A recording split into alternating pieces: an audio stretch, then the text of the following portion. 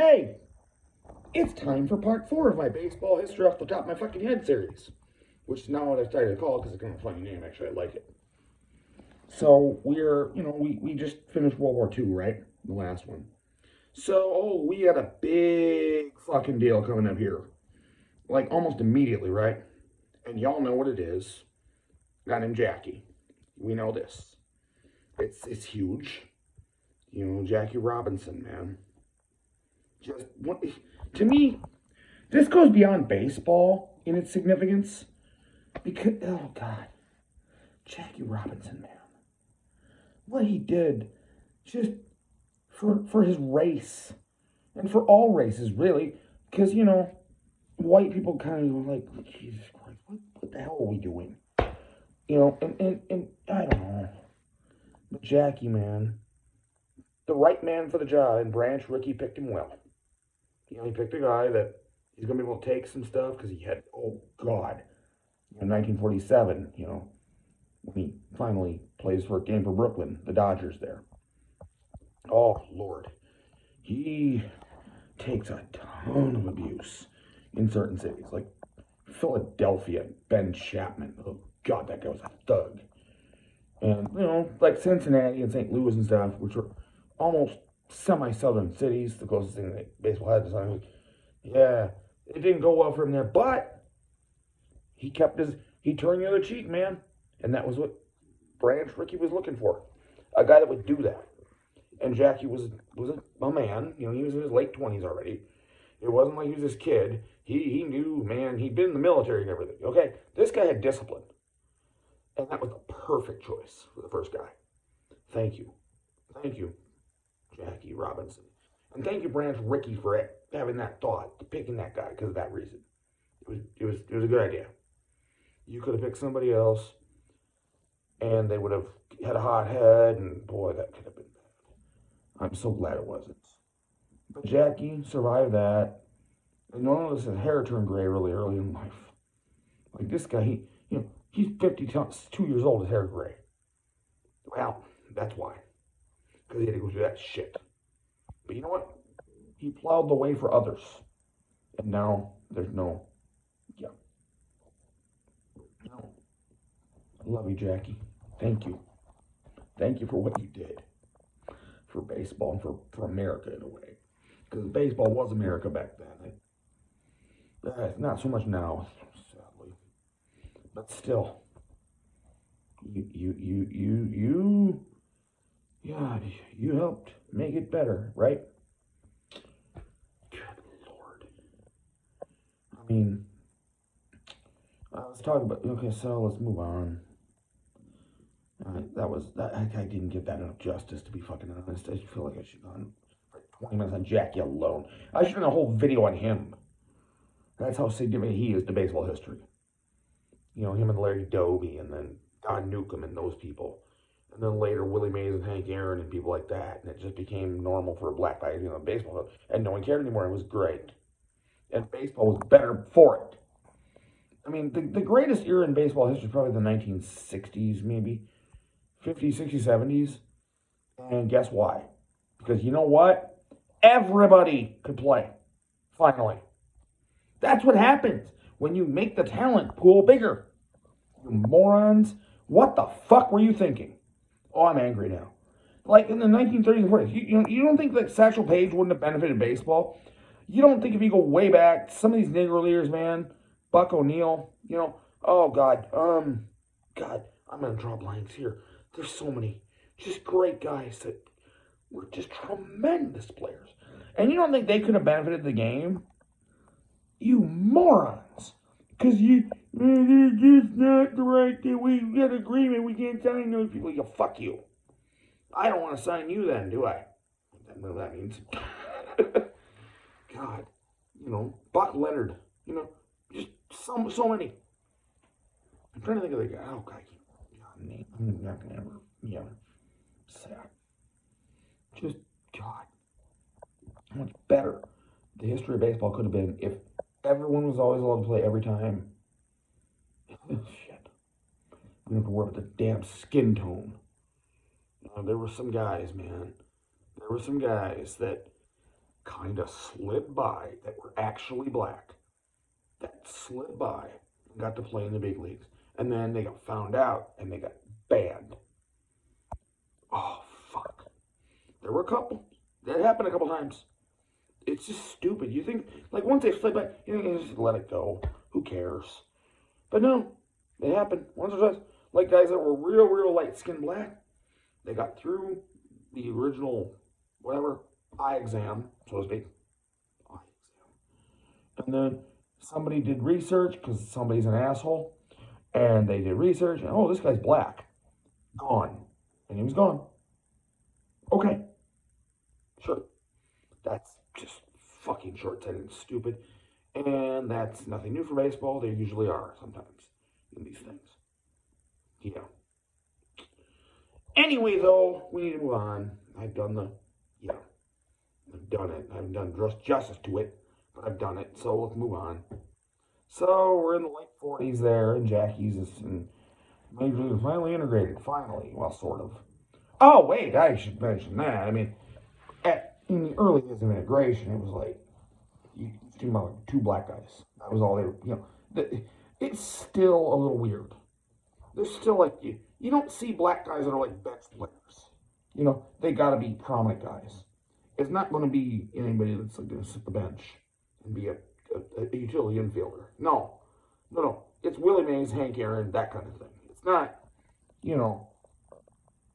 it's not fucking Al Newman, who is Twins fans. If you are one, you know who that is. It's not him.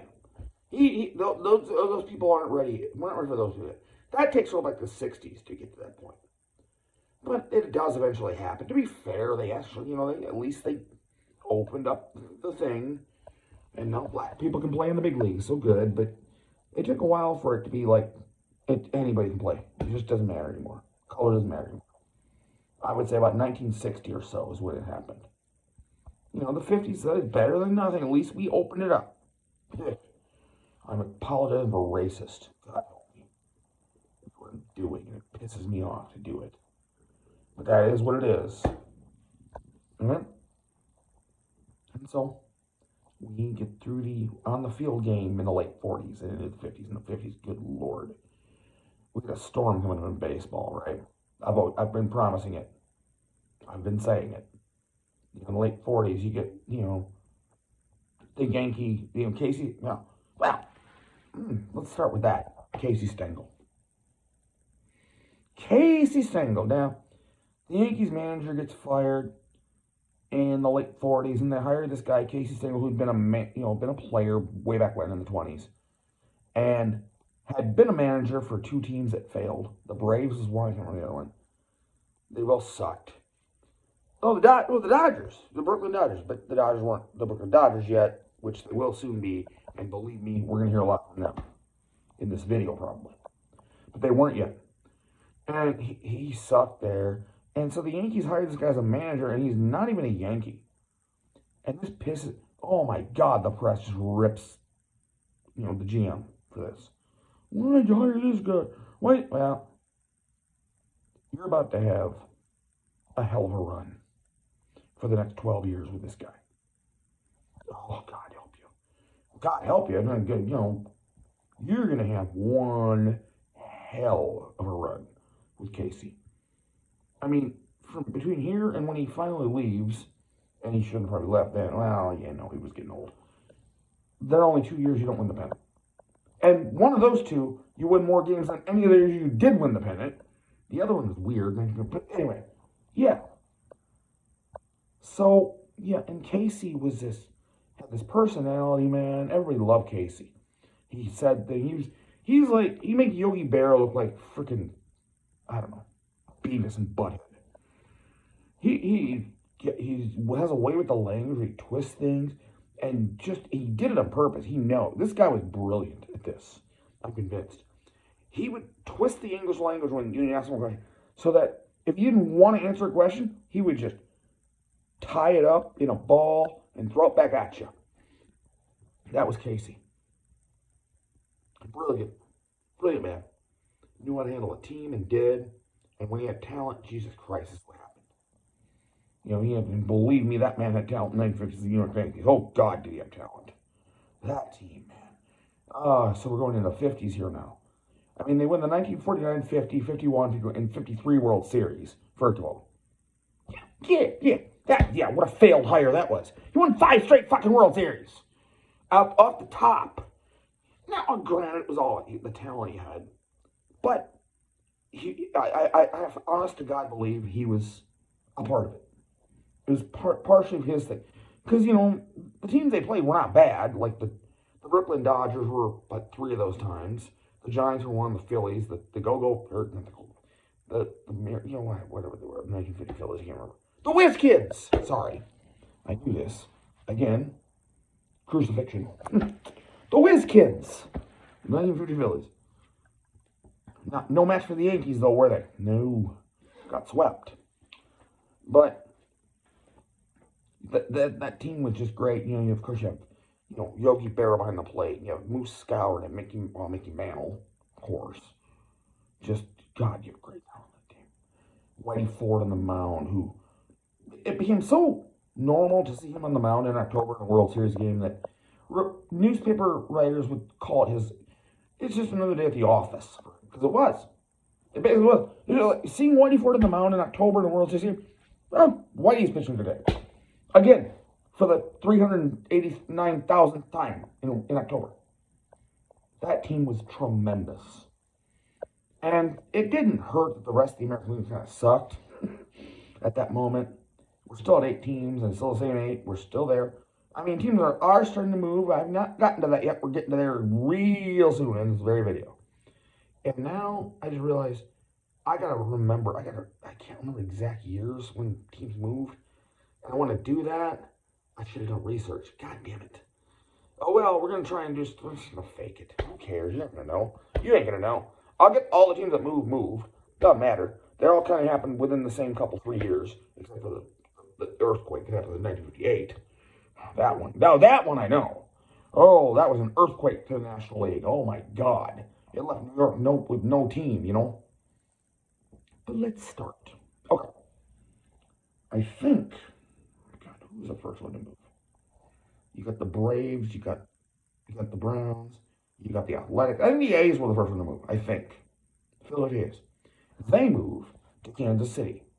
I'm not even going to name years. That way you have deniability of my stupidity. Again, should have done some research. Not something I normally like to do, but this one good. You get the Browns, St. Louis, finally giving up St. Louis to the Cardinals, which they should have done 20 years earlier. Freaking love of God. And move to Baltimore, to the Orioles. Okay, good move. Then you got the Braves, giving Boston to the Red Sox, which, again, same thing. Although they had won a pennant in 1948. Did they win the series? I think they did, actually, didn't they? I don't remember. But they won the pennant in 1948. But they moved to Milwaukee, right? And then, is that the only 3 from the early 50s? Athletics, Braves, Browns, yeah. So we're starting to see some change in baseball. We're moving westward a little bit. We're getting to Milwaukee. We're getting to Kansas City. A little west. And then, well, I shouldn't do that one yet because it's a few years away yet.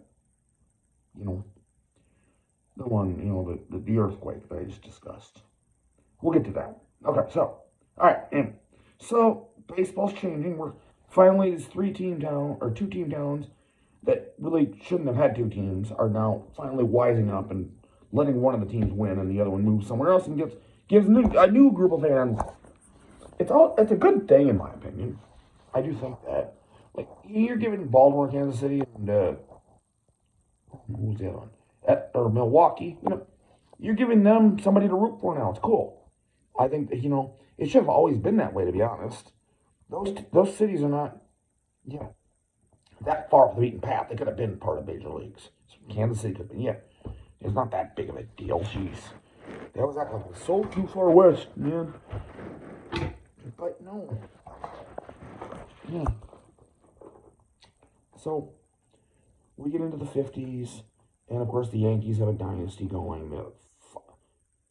5 years in a row. And then 1954 happens, and this is the one year where the Yankees didn't win the pennant, but won more games in that year than they won any other year in that whole freaking 50s. because Cleveland was better. But that team goes to the World Series and gets upset by the New York Giants and Willie Mays. You know, he makes this great catch off Vic Wertz bat. One of the greatest things ever. It was just a great catch. Just tremendous. And they get swept, in fact, 4 games up. Just inexplicable. The Giants won. They deserved better. And then you get 55, and finally. Now, I haven't really covered this much yet, so this is kind of weird that I'm saying finally. But the Brooklyn Dodgers have been playing the New York Yankees. They've lost like 4 World Series to this team at this point. And now it's like their 5th chance. And it's finally, and they win. They beat the Yankees. In Game 7. Johnny Padres. 2-0 Game 7. Finally. The one World Championship the Brooklyn Dodgers ever win. Of course, they win many more in LA. Well, several more. But no, because the next year, it's the same 2 teams, and the Yankees win again. Goes to Game 7, the Yankees destroy them in Game 7. So, the Yankees have no sentimentality. It's not like they're going, oh, we lost you once, we gotta quit now, right? No, not the this Yankee team has no sentimentality, whatever. And then in 57 and 58, you get the Yankees against the Braves, now in Milwaukee, where they're appreciated for now. Though, that's kind of depressing how long that didn't last in a way. But the team they had was great with Aaron and Matthews and everybody. And in 1970, the Braves win the World Series. Milwaukee is still to this day only world championship in that city. The Brewers never won one. And they can close my first ever year beating baseball as the Brewers. They got to Game 7 against the Cardinals and lose. But no, this is the only time they've won. And then, again, same thing. 1958, same 2 teams, Yankees win. No sentimentality. That was a great thing about that Yankee team. They didn't just, cede whatever to anybody. And then 1959 was weird. You talk about the Yankees, they finished 4th. Just one of those, it was like a transition year for them. They were reloading that year. And just couldn't get off the ground. And the Go-Go White Sox win the pennant for the first time since the Black Sox scandal, really. Lose the World Series to the LA. Now, okay. Wait, I just realized we're past that point. I gotta talk about that. I'm not even gonna mention it. You already know. I just about said it. Oh, lordy. Okay. So in 1957, there were rumors that the Dodgers need a new stadium. Walter O'Malley, their owner. And, he wants a new stadium built out where now, later on, Shea Stadium was built in Flushing. And then later, he just wants a new stadium built by the city, paid for by the city, which, of course, now would be done, because that's what they do, because they're stupid, and they do everything the owner says, because we don't want to lose baseball, God forbid, right? Well, this is New York, and then they have a little bit more of a hard-ass approach to it. They tell Walter O'Malley to go fuck himself, essentially, and Walter O'Malley says, well, okay, I'm going to go fuck myself out in California. But I got another bonus for you. I'm going to take the Giants, too. Horace Stoneham, that guy over there, my friend Horace Stoneham there, the Giant guy. We're going to go to California together at the same time. No more National League in New York, fuckers. Pretty much. I mean, I don't think that's... But yeah, it pretty much was that. The Giants and Dodgers both move at the same fucking time to California. In a way, I've always found this move historically to be perfect. If you're going to do it that way. You go from being New York and Brooklyn to being San Francisco and LA. And it sort of mirrors America in a way. Whereas before you're neighbors and rivals, now you're still, what passed in the West Coast for neighbors and rivals, 300 miles apart, albeit, but, it's just, it couldn't have been better. If it had to happen, as horrible as it was, at least, this is probably the best possible way to do it. San Francisco and LA. There's still, those 2 cities hate each other, like Brooklyn and New York, But now New York has no National League club for a few years, and really wouldn't have one for another 10. The Mets. We'll talk about the Mets in the next video, I think. Oh Lord, will we talk about the Mets? Because that's another Casey Stengel production, which it's more back to his old thing where he was losing. Oh Lordy, boy were they bad. Okay, anyway, but no, we got the rest of the 50s here, the 59, and I don't know. I'm only at 20 minutes. I gotta go, man. I gotta get more. There's gotta be something to think about. I feel like I didn't give the 50s enough short. Some of the players of the 50s, Willie Mays, Mickey Mantle. I mean, God, you know, what's his name? Oh, God, Terry Cashman. That song. Willie Mickey and the Duke talking baseball. Do you have any idea how cool it would have been a fan in New York City? It doesn't matter what team you root for, all three of them were good in the 1950s. Just God. And, you know, your center fielder, man, is a Hall of Famer.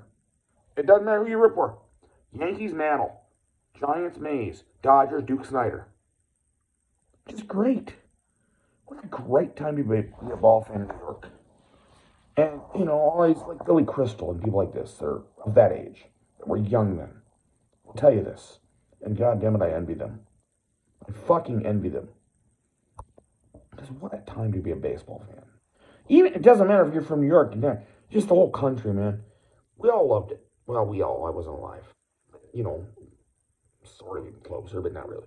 It's a while, yeah. It's about 2 videos away where I'm actually alive. And I won't really make note of that. It's not going to be December, I'm going to no. Dude. Not going to do that. Nothing to do with me.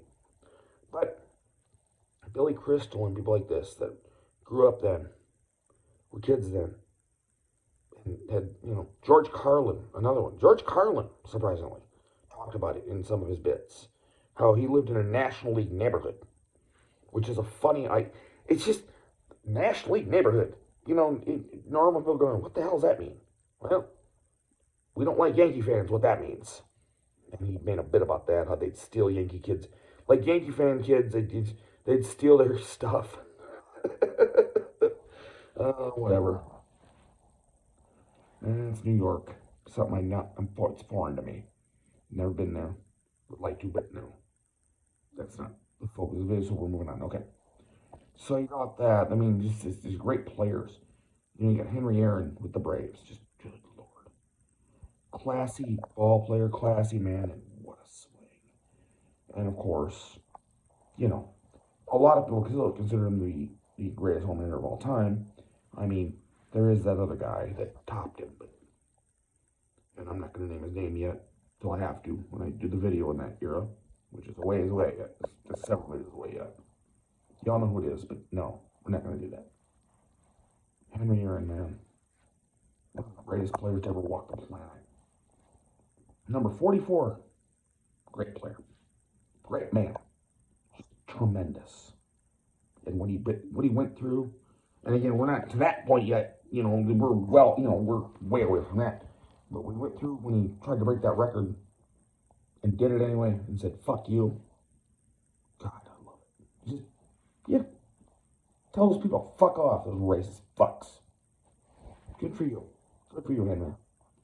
So we got him, and we got, you know, who else? We got Roberto Clemente. Although you really, you know, I should wait for the 60s to talk about him. But he comes in the 50s. That's where he starts. Clemente, man. You know, great player. Just great man. Gets a lot of indignities heaped upon him by the Pittsburgh press. They call him Bob, which he hates, but he endures it because he's not a bad, because, you know, he's not going to be a dick about it, but he hates it. They call him Bob. It's not him, it's Roberto. And I love, you know, yeah. And who else? You got like Frank Robinson and God, these players. Ted Williams is still going, you know, he's still going until 1960, right? You know, his last at bat. Now we can cover that because we're in that era. 1960, his very last at bat in the big leagues. Hits a home run. The very last one. It's at Fenway, in Boston, home. He just rounds the bases, goes in the dugout. Doesn't do a curtain call, nothing. Kind of a sad thing in a way. I bet he kind of regrets that. But that was Ted Williams, man, stoic. He just didn't. Yep.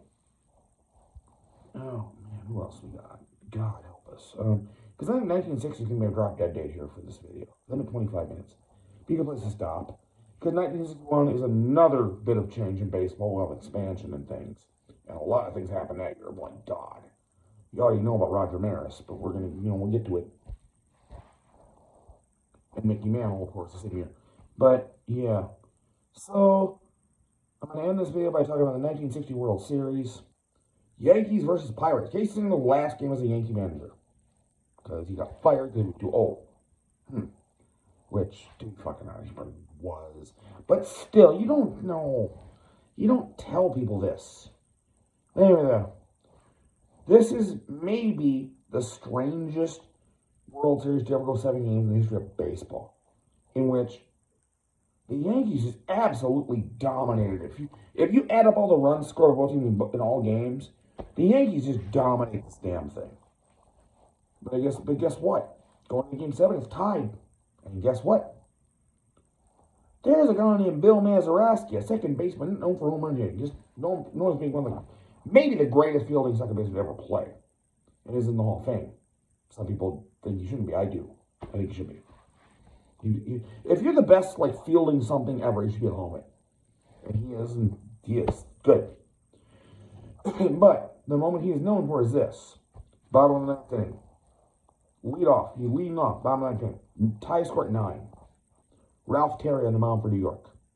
Bottom of the ninth. We're at Forbes Field, Pittsburgh. First pitch. Home run. Mazeroski. Pirates win. 10-9. Good way to end it. And Yankees lost. Thank you. Yes, I know. That was so bad. But yeah. No, that's what I did here. I did the 1960 was a lot right for this video, I think. I did. Yeah, I'm good. I'm good. I would, you know, the 1960 is going to be complicated. There's going to be a lot of things. But I'm looking forward to it. Again, as I always say now, at some undetermined future date, we'll do the next video. Part 5. I am